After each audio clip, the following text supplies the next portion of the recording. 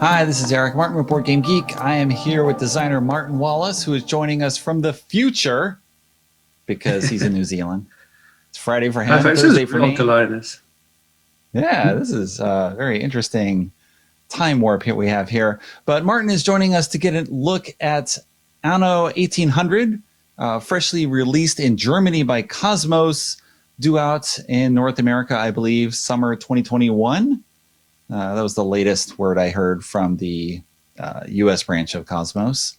But Martin, I hope you could give an overview, maybe how were you approached to do this and how did it come to be? And then we can start talking about the game itself. Yeah, it actually was fairly recent, really, in game terms. I was over in the UK last year for the UK Games Expo, and Wolfgang Ludke from Cosmos, chief editor at Cosmos, was there as well. We went out and he asked to meet up. So we went out for dinner and he asked me to have a crack at Anno 1800. Interesting thing was that there was a time limit. So that was June 2019.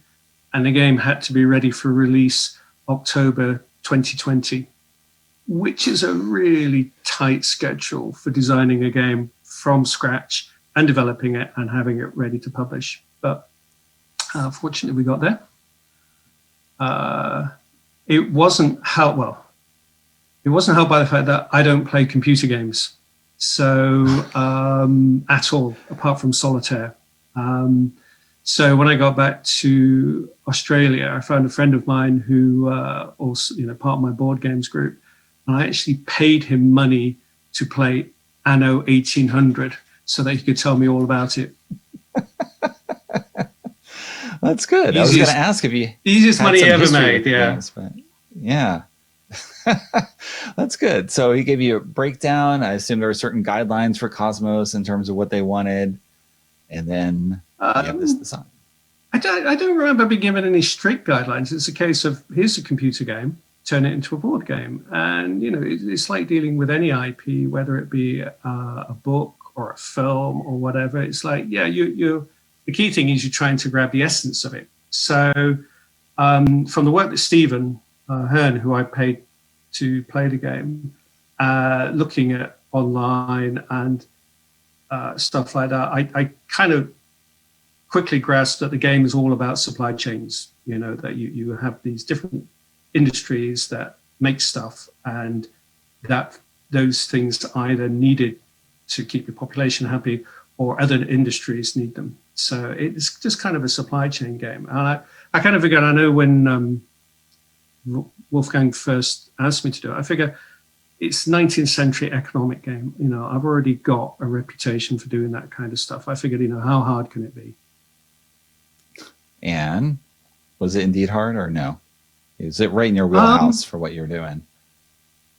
Actually, at first, I thought it was going to be really difficult because the thing with a computer game is there's not a lot of depth to the computer game. There's lots of pretty pictures, there's lots of images, you're doing lots of stuff. But in board game terms, there wasn't a lot of actual depth to it. And I thought that was going to be struggling. Also, just so many different resources. But once Stephen had shown me through the game, it's like, right, okay, if we compare the resources down, the key thing that there's just like light bulb moment was, okay, so we've got these industries, we've got different workers. So if we have the industries activated by different colors of workers, then maybe that's a way in.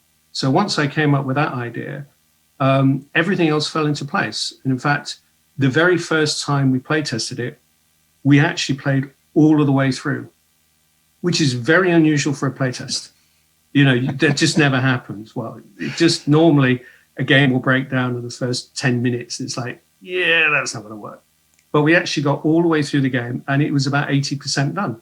If you played the very first version, it'd be like, yeah, that is absolutely recognizable as the finished version. And it's just simply because the core mechanic just worked first time. And what's interesting is I would never have come up with that if I'd not been asked to do Anno 1800. Because normally when I'm designing economic games, I kind of follow the philosophy that if you have too many resources, you're going to cause confusion. And this has just got tons of resources. I thought this is just a nightmare. But actually, in this case, it works in your favor because the game is all about resources. And the fact that they're not physically represented, that you don't have a pile of bits, with these bits being iron and these bits being coal. The fact that you have none of that, that effectively all of the resources are accessible simply by putting a worker on the industry, keeps the whole thing really clean. All right, so maybe we should jump into an overview of what we are trying to do. So you mentioned it's a supply chain game. I mean, what's our long-term goal, and then how do we get there? Well, Anno 1800, for those people who are not familiar with the computer game, is basically a mashup of SimCity and Civilization. So you have an island, you start with some industry. Well, I think in the computer game, you start with pretty much nothing. But in this board game, you've got your island, so you can see at the bottom left-hand side that you've got kind of got a square display. So those are your starting industries. What your main aim is to get rid of your cards. So you can just see to the right, you have a deck of some cards that you start with. And those are demand cards. And those represent the fact that your population, your citizens, all have demands. So we can just see being put up there, that is the back of a 3-point value. So that represents the demands of your farmers and workers, who are your lowest level. So I think we can flip it over.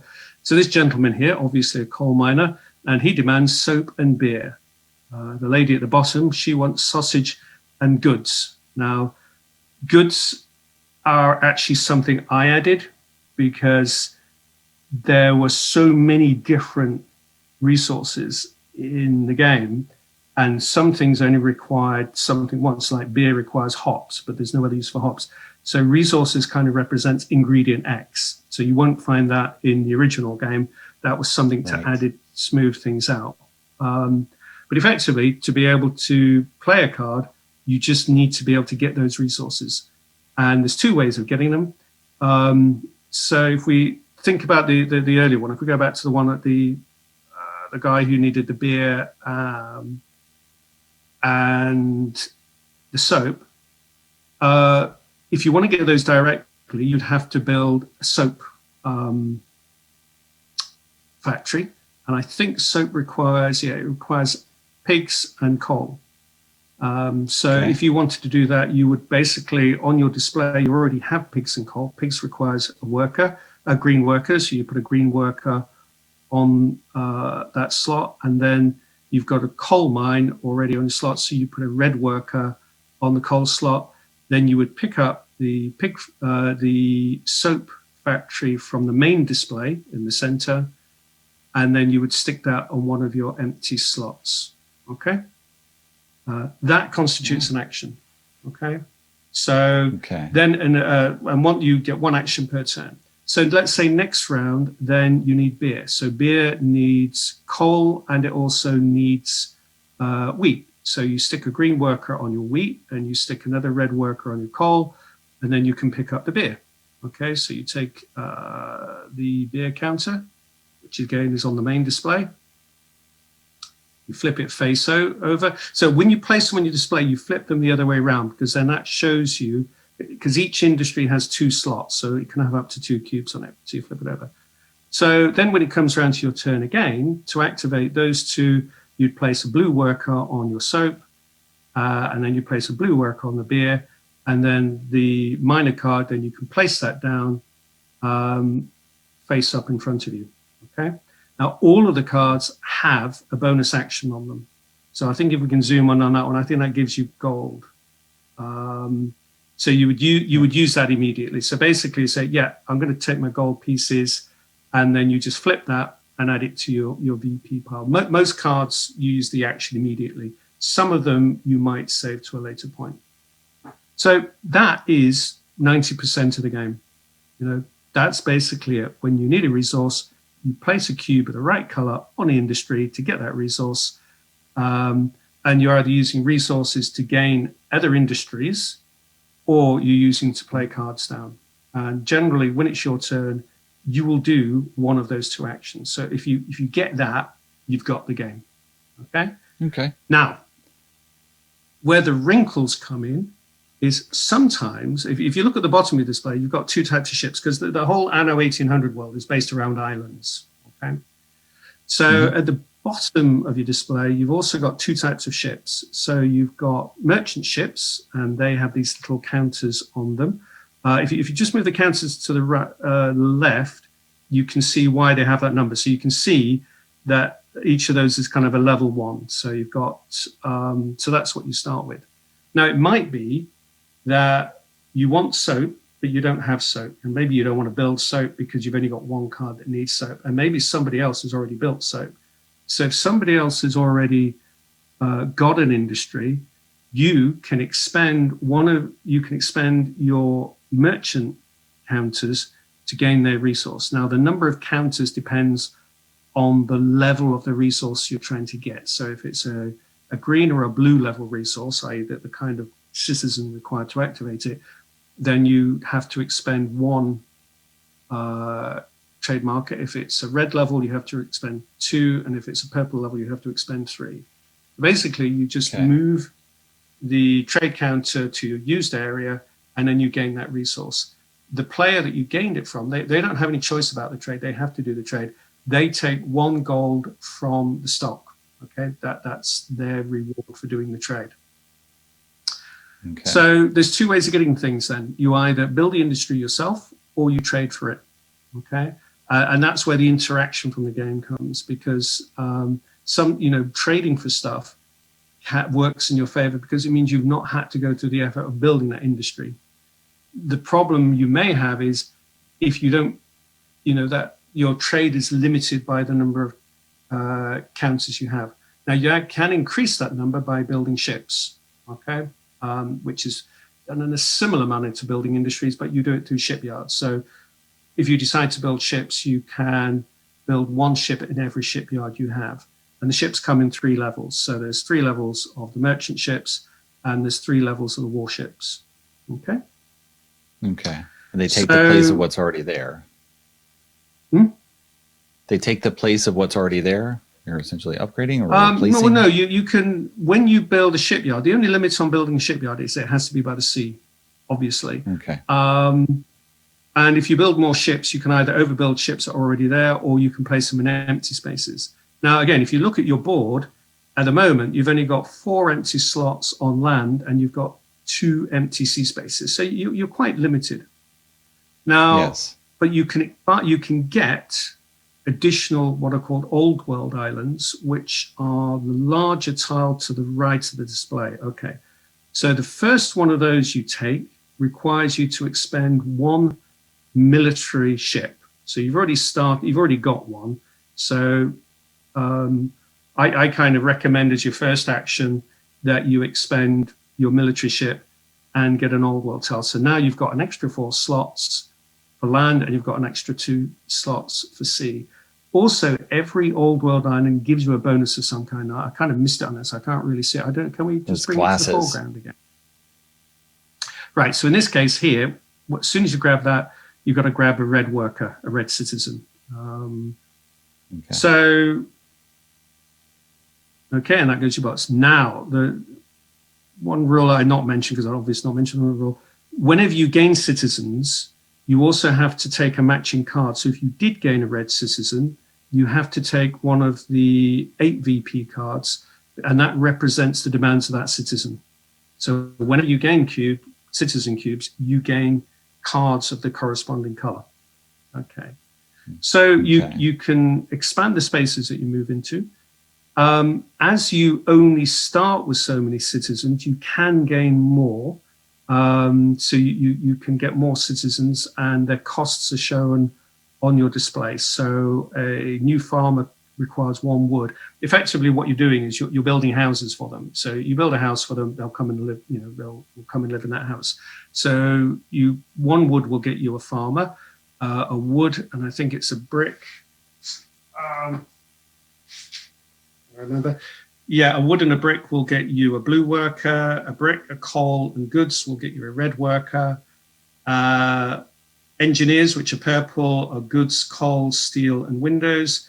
And investors, which are the teal color, require coal, goods, steel, windows, fur coats, and an additional red worker just to make the house look particularly nice. Okay?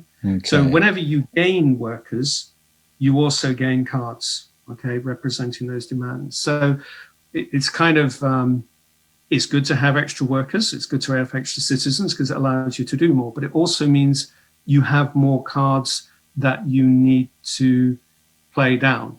And given that the end game is driven by whoever plays out all of their cards first, the more cards you have, the harder it is for you to gain the 7 VP bonus for finishing the game.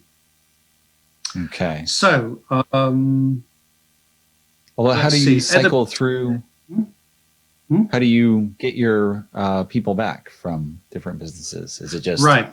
So what happens normally when you use a citizen on a industry, you place it on the industry. Now, there's two ways. Let's say an industry has already got 2 workers on it, or 2 cubes on it, and you want to use it again. That's where money comes in. So you can bring back a cube by paying a certain amount of gold. So you can bring back a green cube by expending 1 gold. You can bring back a blue cube by expending 2 gold. You can bring back a red cube by expending 3 gold. Purple is 4 gold, and teal is investors is 5 gold. So gold gives you flexibility, and that you can open up spots. The other way of bringing them back is at a certain point, it's like, yeah, I've used everything, or I've used almost everything. So as an action, you can do a reset, and then everything goes back. So all of your citizens go back, all of your ship pieces go back, so your whole board resets. Obviously, you don't want to do that too many times because that's inefficient. So that's one of the reasons why you want to have more citizens, because then it means you can get more done before you have to do a reset. Okay. So, Ian, I wanted to ask about the investors. Where do they come into play? The investors don't do any work. As we know, rich people don't work for them. They just sit on their asses just seeing it roll into their bank accounts. What they do is they allow you to build higher level industries. So there's a range of purple industries, steam engines, steam carriages, bicycles, and so on. And they require you, to gain them, they require you to expend an investor. Okay. And that's where the supply chain thing comes in that, okay, so if I want to get steam engines, I need an investor, but an investor needs fur coats. Okay, well, to get fur coats, I need cotton and I need a sewing machine. Well, a sewing machine needs brass, so I need to get brass before I get a sewing machine. Now, cotton, you have to go to the New World. So if you look on the right-hand side above the Old World tiles, there are New World tiles. They're the thinner ones. Now, if you want to go to the New World, the first time you go, you expend 1 military symbol. It's something I didn't quite explain earlier with the Old World and the New World. If you want to go again, you've got to expend 2 military ships. If you want to go again, you've got to expend 3. So it's easy to go the first time, but then if you want to go back, if you want to repeat that, you've got to have more military ships on hand. So if you grab a New World tile, all of them have got cotton on, and they will also have 2 other what are called fertilities. So the one here shows coffee, and the one there is not milk, it's actually rubber. Okay. So they've always got cotton, and it shows you don't use workers for those. If you want to access that resource, you've just got to expend a ship. So a merchant ship. Basically, you're sending a ship over there to grab the stuff and bring it back to your island to put into use in your factory. So you've got to get, so going back to how to get investors. So getting fur coats requires a whole lot of things. You also need windows, and for windows, you need glass. So there are numerous steps you have to go through to get together all of the stuff required to get an investor. So it's not something you're going to be doing in the first couple of turns. It requires you to build up to that point. And then once you've got an investor, then you can start building your purple industries. So what you tend to find is with the lower demand cards, the 3 VP demand cards, they generally lower level things. So they need things like soap and beer and tin goods and stuff like that. Whereas the level 8 the 8 VP cards, they tend to want more fancy stuff. So they do need things like electric light bulbs and gramophones and stuff like that. You also have 5 VP cards, and these go with the New World Island. So whenever you discover a New World Island, you also have to take 3 of the 5 VP cards, and those represent the demands of the population in the New World. So far, so good. Yeah, that kind of explains the general. That kind of explains the general core of the game. The kicker is, and what varies the game from game to game, is on the left-hand side, you've got 5 cards. Now, these are either objective cards or they change the rules in some way. So those are set for the whole game. So I don't know if we can show. I think the first one, if you see those 5 cards on the left-hand side, I don't know if we can bring one of them up. It's when near next to the cubes. Yep, that's it. Yeah. So we've got a whole range of cards. So this card here says that at the end of the game, whoever's got the most engineers will get 10 points. Whoever's got the second highest will get 4. So that's something else for you to go for. Then if we have a look at the next card. So this one here says for each New World Island at the end of the game, you get 6 victory points. And then what's next? What's the next card? And so all 5 of these are in play each game.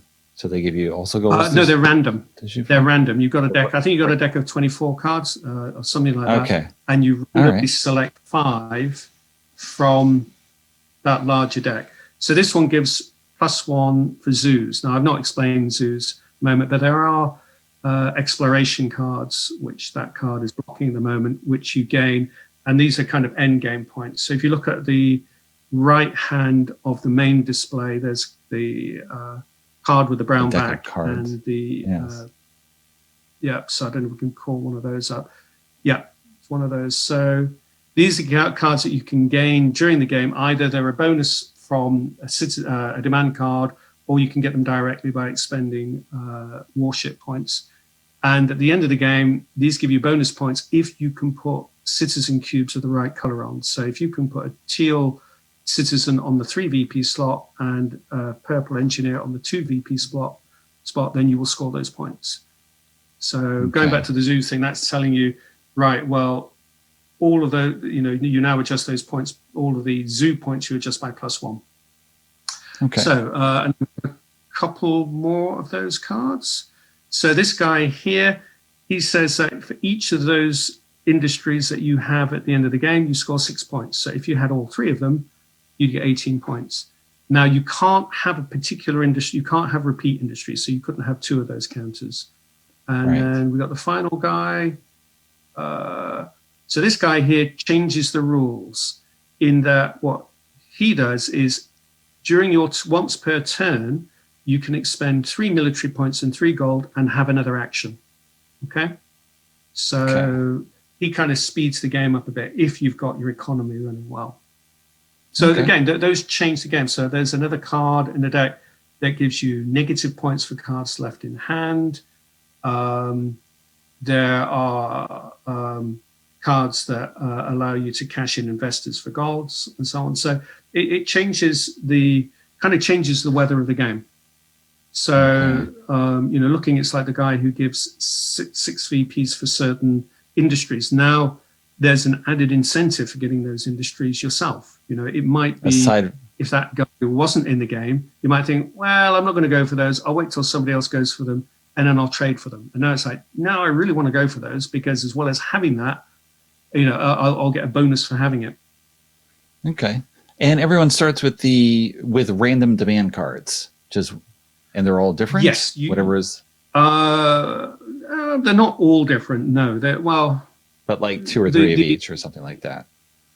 Yeah, the benefits at the bottom, they vary from deck to deck. So you tend to find in a 3 VP deck, there'll be no bonus actions. There'll be no additional free actions. So that it's not terribly good selection you're given there because 3 of them have got the same action on it. But yeah, so that guy gives you gold, and then the other ones, they allow you to upgrade your cubes, so you can swap green for blue or blue for red. The ship guy there, he gives you a one-off bonus of 3 trade tokens. There are other cards that will give you additional population. But they give you a direction for what you're trying to do because you want to get them out of your hand. Yes. You have to satisfy them. You do. Move Yes, absolutely. So it's like if you take the lady there with the purple cube on, that's a particularly good card because engineers are quite difficult to get. So very often if you've got a card that gives you a purple cube, because purple cubes are good for getting intermediate industries. So for instance, if you want to get cannons, you have to have an engineer. And you need cannons to be able to build more warships to allow you to get more old world and new world islands. So so engineers are quite critical. So for this lady here, I'm thinking, yeah, I definitely want to satisfy I think it's bread and beer on there, because then I can use that to get a purple cube to save me the hassle of getting a purple cube the old-fashioned route. So yeah, you can build your strategy around the cards you've got. So there are no bad cards. There are no like, oh, this is a terrible hand. It's like the cards are always useful in some way or another. And so you can build your strategy around what you've got in your hand. All right. So yeah, the number of cards you start with 7 of the 3 VP ones. It matches your starting citizens because you've got 4 green, 3 blue, and 2 red. So you start with 7 of the blue-green cards, and you start with 2 of the red, purple, teal cards because that matches your starting citizens. All right. That's covered. It feels like a very nice overview, giving everyone a taste for what they'd be doing. And that brings us to our closing time. So I don't know if you got anything else to say in 30 seconds or? Putting me on the spot now. If not, really. You just say, no. Hopefully the English language version will be out early next year, and then we'll just see how it goes from there. But I'm very pleased with the game. I think it works really well. So I really like it. And I'm working on a solo version as we speak, but more of that in the future. All right. I am in the future. Thanks very much for joining us, Martin. Great to have you. Okay, cheers. See you then.